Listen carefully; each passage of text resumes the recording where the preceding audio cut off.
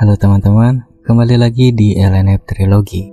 Kali ini kita akan membahas sebuah film.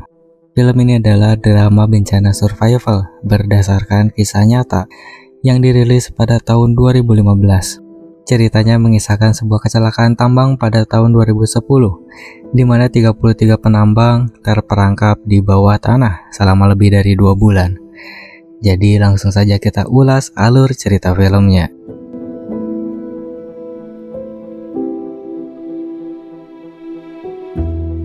Film dimulai dengan suasana pesta sederhana. Para penambang merayakan ulang tahun untuk Mario Gomez, salah satu pekerja yang sudah lama di tambang itu dan akan pensiun keesokan harinya. Semua tampak bahagia.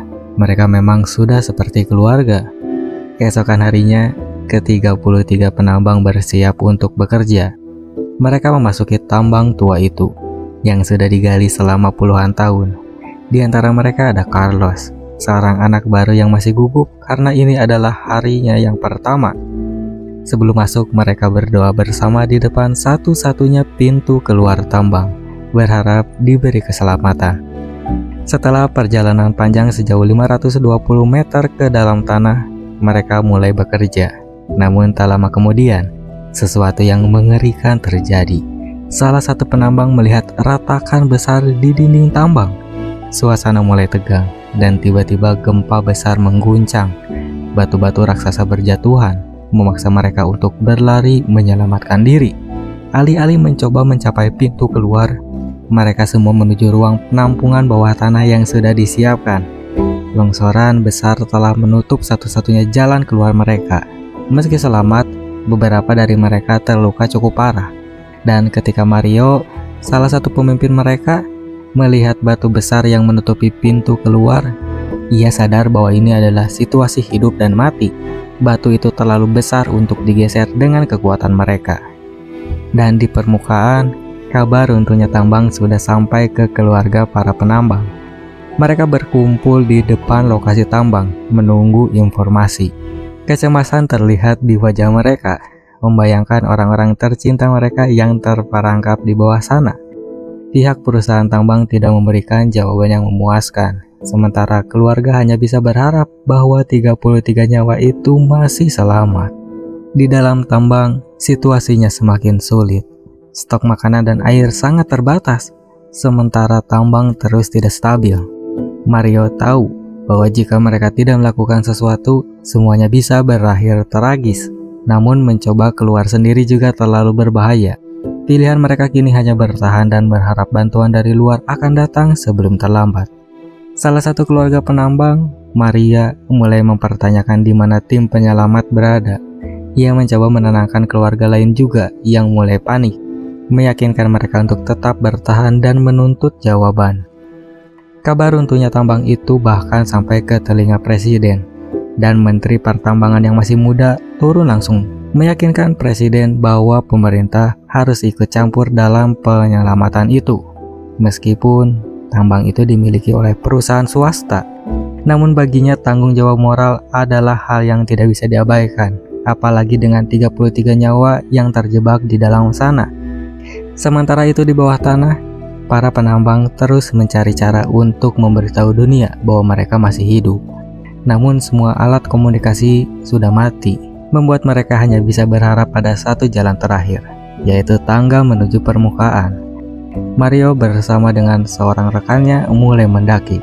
Langkah mereka pelan tapi pasti, meniti tangga tua di kedalaman tambang yang nyaris rubuh. Namun mendekati puncak, mereka menyadari bahwa tangga itu tidak lagi tersambung. Perjalanan mereka terhenti di kegelapan, dan harapan mereka untuk keluar semakin menipis. Belum sempat pulih dari keputusasaan, gempa susulan mengguncang tambang. Longsoran baru menutup sepenuhnya jalur yang tadinya mereka pikir bisa menjadi jalan keluar. Kini mereka benar-benar terkubur hidup-hidup di kedalaman lebih dari 600 meter. Ketakutan menyelimuti para penambang. Mereka hanya bisa berdoa, berharap mukjizat akan datang. Meski jauh di lubuk hati mereka tahu, kecil kemungkinan perusahaan tambang akan mengeluarkan jutaan dolar untuk menyelamatkan mereka. Keesokan harinya, Menteri Pertambangan tiba di lokasi. Para wartawan sudah berkerumun, dan kabar tragedi ini telah tersebar luas. Di tengah kerumunan, Maria mendesak menteri itu untuk melakukan segala cara demi menyelamatkan para penambang. Maria yakin mereka semua masih hidup.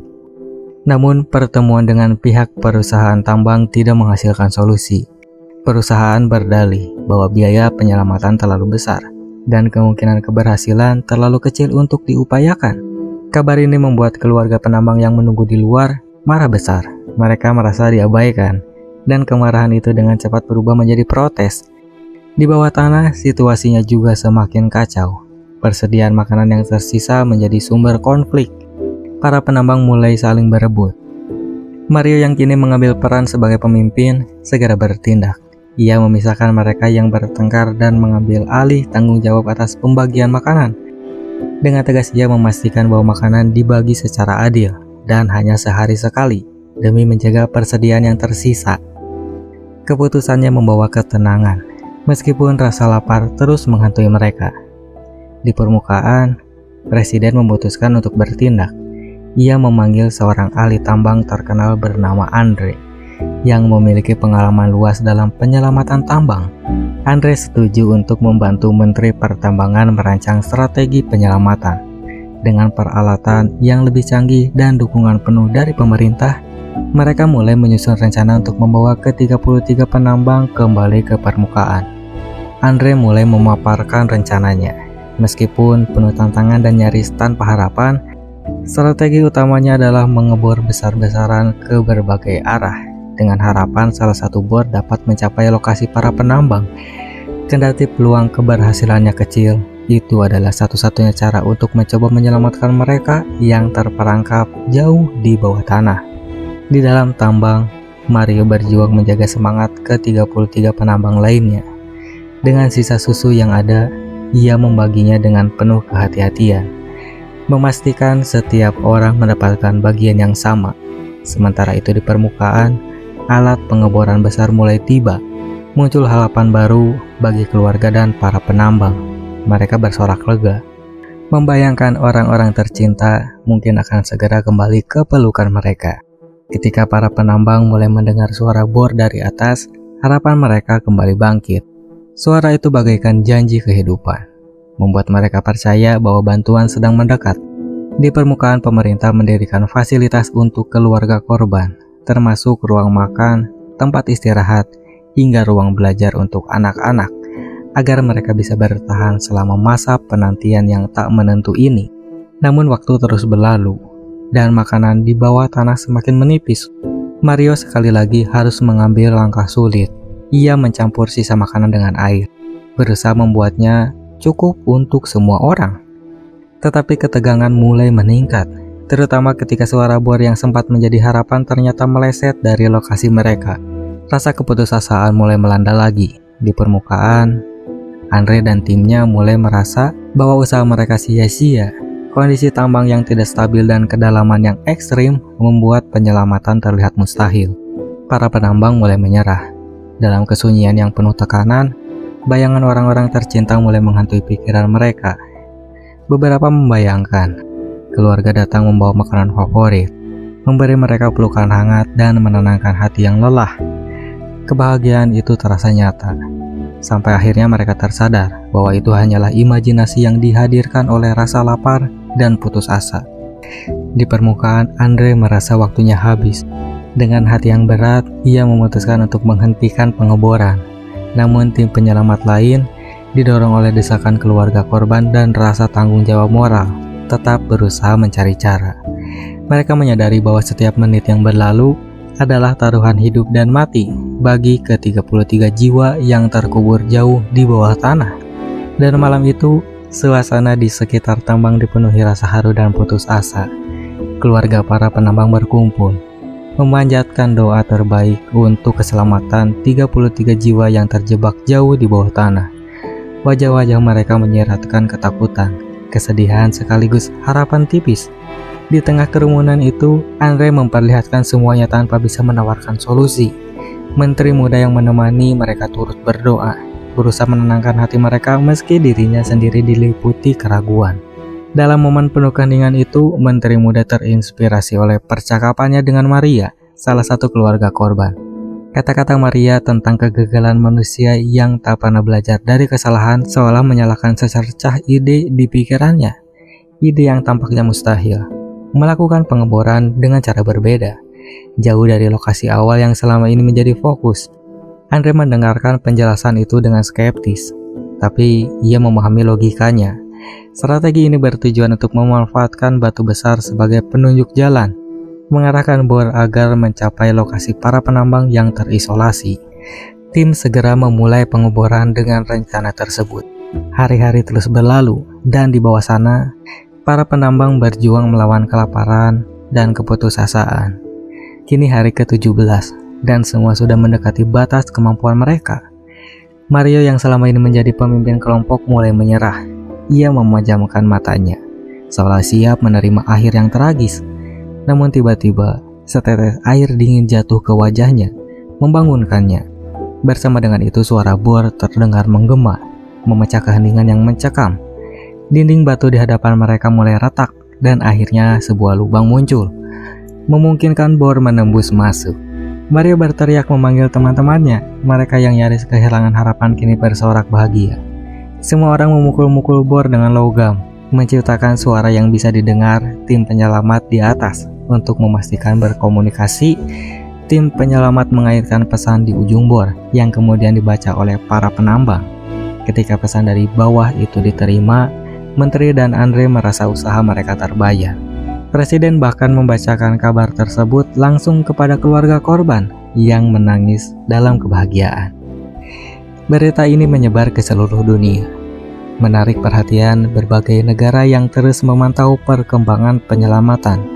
Dengan bor yang berhasil menembus, perlengkapan mulai dikirimkan ke bawah. Makanan, alat komunikasi, hingga kamera kecil untuk memungkinkan para penambang menyapa keluarga mereka. Namun, penyelamatan penuh masih jauh dari selesai. Dibutuhkan alat pengeboran lebih besar dan waktu berbulan-bulan untuk membuat jalur aman menuju permukaan. Tambahan risiko muncul karena kondisi pegunungan yang tidak stabil, membuat pengeboran harus dilakukan dengan hati-hati. Hingga hari ke-50, perjuangan masih terus berlanjut.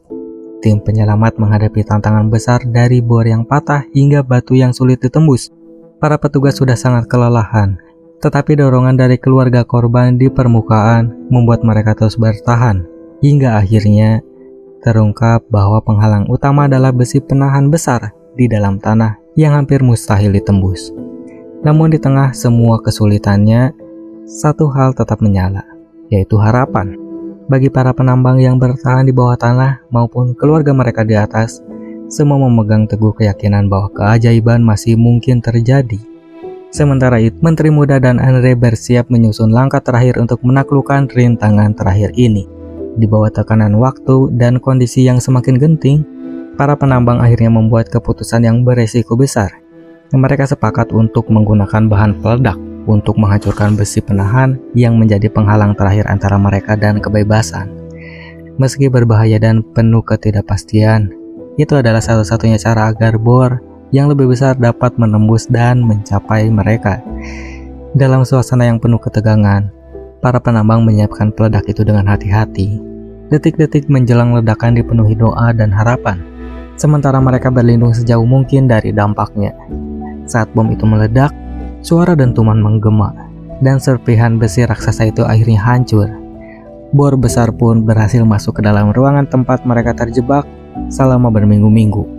Sebuah kapsul penyelamat segera diturunkan, memungkinkan mereka dievakuasi satu persatu. Proses ini sangat dinantikan oleh ke-33 penambang yang sudah lama menantikan sinar matahari.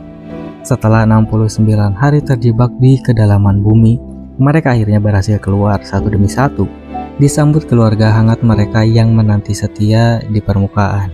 Tangisan kebahagiaan, tawa dan pelukan memenuhi lokasi itu. Dunia menyaksikan momen itu melalui siaran langsung yang menggemakan rasa lega dan haru. Penyelamatan ini menjadi simbol ketangguhan dan solidaritas manusia.